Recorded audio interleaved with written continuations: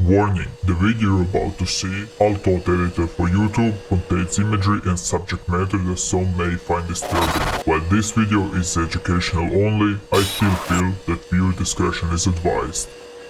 I welcome you to the second part of the Disturbing Video Game Iceberg. Today we are going slowly underwater to see what awaits us there. If you're not familiar with the iceberg videos or want to see the first part, I put a link in the upper corner, so go check it out. My idea for this video, and of course the rest that will follow, I wanted to give you a more detailed look at every game so you can understand why is it on the list, and not to say just two sentences and move on so you don't have any clue what the game is about and why is it on the list. With that out of the way, this layer will dive into few horror games, but still some of the games on the list aren't horror games. But I will show you why they deserve a spotlight on this list. Do not waste your time, let's start with this video. Layer 2.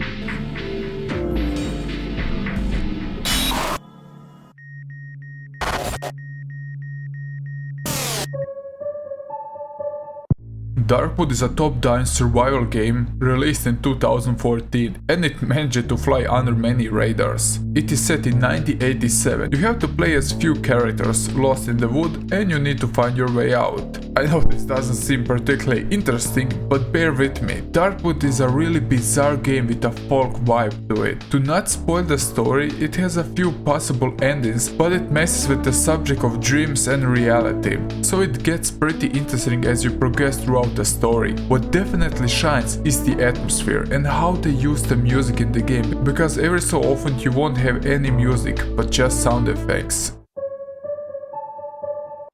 F.E.A.R is a game with mixed ratings. It has a vibe like somebody mixed F.E.A.R and Silent Hill 4, so we got this. It has some questionable design choices and technical issues, but it's easily seen that the developers put much love into it. It is a FPS game built on the Source engine, so it's a Half-Life mod, so to say. It is not something that was built of sheer boredom and put on Steam. This is definitely on my to play list. It has some jump scares, but they didn't overdo it. But what they did nail is the settings, with the dark long corridors, scary monsters creeping from every corner, and the sound effects are freaking amazing. The game keeps you really on the edge, but the Source engine brings its limitations. And of course, crowd jumping is included. A knife is also the weapon of choice in the beginning, so it can be a bit tedious. Still, F.E.A.R is worth checking out. Karamari Hospital and the Dollhouse are DLCs for the spooky jump scare mansion we saw on the previous iceberg. So I know, why didn't I include those two DLCs in the last video? Hear me out, the first game seemed a bit goofy and fun. It is a game I can't take seriously, but those two DLCs crank it up to 11. They introduce new mechanics, more weapons, more rooms, scary monsters, and you discover far more scary monsters. And to be honest, every horror game set in a hospital is a must play in my opinion. And of course the Dollhouse will freak many people out, because you will carry a doll throughout the game and she's possessed. If you enjoyed the previous part, you will probably enjoy the DLC even more. Why is Dead Space so highly regarded in the horror game fanbase? Aside from being an innovative piece of work, Dead Space is quite simply just terrifying on its own right. Few games can have a strong and horrifying opening as Dead Space, and even fewer games can build on that momentum throughout the whole game. When Dead Space grabs hold of you, it doesn't let go. With the lack of proper ammunition and armor, the atmosphere of Dead Space is tense, since you will always have to expect the unexpected. Unless we are talking about the newer sequels where the game is more combat and action based. But sci-fi horror is always good. Now Resi 7 is a Resident Evil that really caught my attention. It grabbed me so hard I couldn't let go of the game. I'm a huge fan of the Texas Chainsaw Massacre movies, and I had that vibe going throughout the whole game. The first time you walk into the house and saw the cockroaches and the decaying food, it grossed me out. But I also love how they use the color palettes in the game. And plus, Jack creeping around the corner and hunting you down like Leatherface with a chainsaw, was real nightmare fuels. I made a video about why switching to the first person view was a good choice for Resident Evil, so go check it out. And yeah, more about Resi 7, go and play it. Why are you waiting? By the way, I used a VR set and it's something that I could recommend to everybody to try out. Bioshock is a series that captured my attention so hard that I beat the first 2 games in just 2 weeks. But first, would you kindly smash that like button and subscribe if you didn't? You see what I did there? To not spoil the ending to someone watching, the Bioshock series is something special, set in a dark and forsaken city of Rapture, at least the first parts of the story. It revolves around how people grew up and wanted to build a perfect society with gene manipulation. What made Bioshock so beautiful is also use of the Art Deco, also called Style Moderne, a movement in decorative arts and architectures that originated in the 1920s. I need to stop here because I can make an hour-long rant about why you should definitely play or replay this game. And the story is too complex sadly to boil it down in a few sentences. Alien Isolation is a first-person stealth horror in which you, a human full of blood and guts, has a will to survive and must hide an 8-foot-tall alien creature who wishes to poke a hole in you, such that all of your blood and guts will be spit on the floor. Remember that weapons are useless and the alien will hunt you down if you make too much noise. It is that segment that makes the game shine its own way. Of course, there are many games that make you helpless, but again, Alien is a cult classic enemy, and who doesn't want to be chased by him? SOMA is a game that I sadly never heard of it, and I'm regretting it. The story is about how artificial intelligence is developing so fast that it's turned on the human race. It is a game that sends shivers down my spine. Because it is so close to home, it makes it even creepier. We all know how the technology is advancing with the VR headsets, Metaverse, and Elon Musk developing a chip that can be implemented into a human brain. I know that they are testing it only on chimpanzees now, but how long will it take to try it on humans? But as far as we know, they could already doing the experiments in secret. SOMA is set in 2015, where a character is dying, but he copied his conscience and was placed in a robot. To not spoil too much of the game, it is a trip worth experiencing. The game is played in the first person, and it's a game where you play hide and seek with the monsters and solve puzzles. Outlast is a well-known horror franchise. The plot follows an anonymous tip about the inhuman experiments at the asylum, and there sent a reporter Miles to investigate. As a typical game of this genre, you can fight the enemies that you encounter. Your only tool is your camcorder. Outlast blind corners and pitch-black sewers possesses an illusion of the danger greater than it actually is. But really, illusion of danger are all games are capable of conjuring, and Outlast conjures them relentlessly. Their other games don't step out much of the concept, so the newer games can be a little repetitive.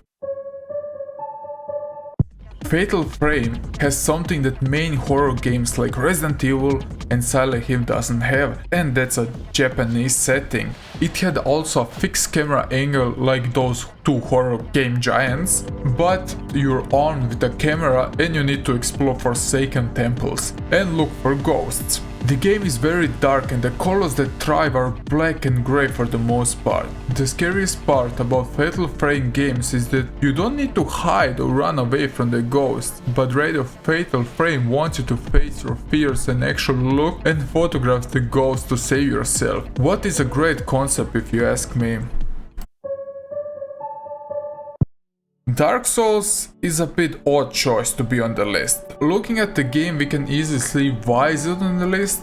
With a deep and some bizarre lore, and the game has also some disturbing enemies. But to be honest, this game would be a better pick for the first layer, because it doesn't deserve a place with Silent Hill and Resident Evil 7 on the same place. But changed my mind. The most horror aspect of this game is when you look at the time you spend dying. Dead by Daylight is a horror game that wanted to be almost a esport and not a proper horror game. I mean, it deserves a place on the list because it includes many cult killers we saw throughout the cinema history, and it has a great atmosphere where you're being chased by the killer, but in my eyes it isn't a proper horror game. I always think that a horror game needs to be a single player experience, and that's my problem with Daylight. Let's move on. Until Dawn is a game that will play with your emotions. With a great cast and great animation, it really hooks the player. The story looks like a cheesy 80s horror movie where a bunch of people is caught in the cabin and the shit hits the fan, but the difference is that you're playing and making decisions, so rethink every choice you make. What I need to mention is how they use the camera so it seems like you're always being watched. The game is really cheap nowadays and commonly known, so let's get to the next weird pick on the list. Legend of Zelda is a franchise that I got really in just a few weeks ago, and you can thank Breath of the Wild why I wasn't active on my channel recently, but also to some work related stuff. The game that definitely stood out in the franchise with its odd missions and characters is Majora's Mask. I wanna mention few things why Legend of Zelda Majora's Mask is on the list. First, the moon. Holy heck, who thought this would be appropriate for kids? Big round red eyes looking at you every step you take? Definitely not good. The people who got turned into spiders with their faces and limbs still visible on the spiders are also nightmare fuels for little kids. There is a whole rabbit hole to go down on this game, but that will be a theme for another video. The Silent Hill franchise has a cult following. Pun intended. The first Silent Hill game shook up the game industry when it was released on the PlayStation 1. Where many games were core-based and relied on jump scares, the Silent Hill games were more for a mental torture of the player. The atmosphere of the story got polished with every entry and it got just more intense. It's a game series that I always wanted to jump in to witness its full glory. Sadly, Silent Hill is a dead franchise at this point, but the game is still in high regards. I played The Room for this channel and it knocked me out of my chair, especially how you're locked in an apartment. It really accommodates with the pandemic thing we going on, so it was a winning combo for me. One more thing to mention, to see how Silent Hill is messed up, they use dentist tools into the sound effects. I mean, that's the pinnacle of horror right there, am I right? Anatomy is a horror game set in a haunted house. It is a weird game to say the least. Why is that, you ask me? Because it is a game where you don't fight monsters, ghouls or ghosts, rather you fight with the feeling throughout the whole game that something is wrong and you're not quite sure what.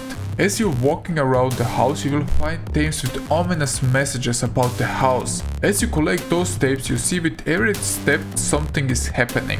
You will see glitches, the tape will be corrupted, and so on. It is definitely a game worth checking out. Dark Deception. So everybody knows Pac-Man, at least I hope so. It is that game where you have been trapped in a maze and munch pills and run away from ghosts. Holy heck, that was a terrible description. Well, back to Dark Deception.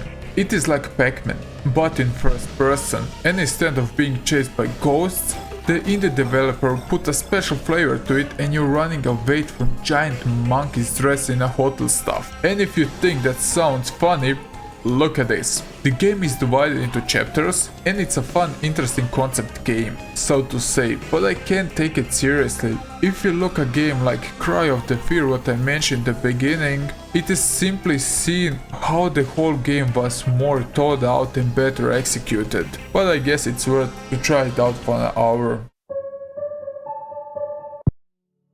Bloodborne is again a game like Dark Souls, which definitely has some scary vibe to it with monsters and some lore elements. I don't think this game deserves to be on the second layer, maybe on the first. It's not a bad game, but I think it should be, with Dark Souls, one layer above. Once again, you can state your opinion down below.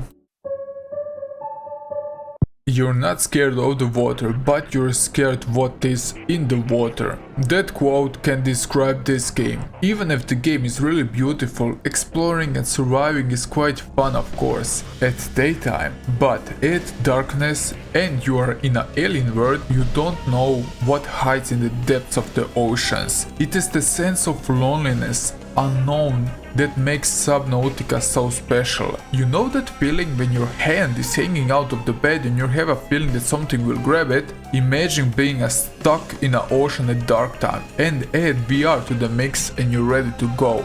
Good luck.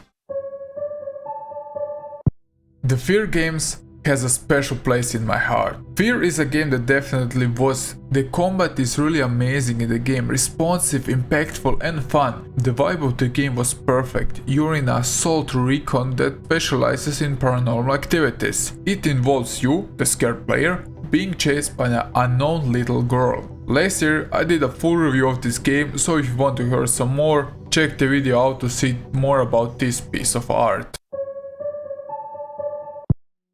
Now this is a very weak pick for this end of the second layer of the Disturbing Iceberg video, because I can't find any element on why this game should be on this list. I don't consider the game to be obscure, disturbing, dark, at least not worth mentioning. It is a pretty mediocre game as far as I heard and read about it. So, I won't waste your time any longer. This is the end of the second layer of the Disturbing Video Game Iceberg. Hope you enjoyed. The next video will probably come out next week, and you know everything. Like, share, subscribe, and see you in the next one.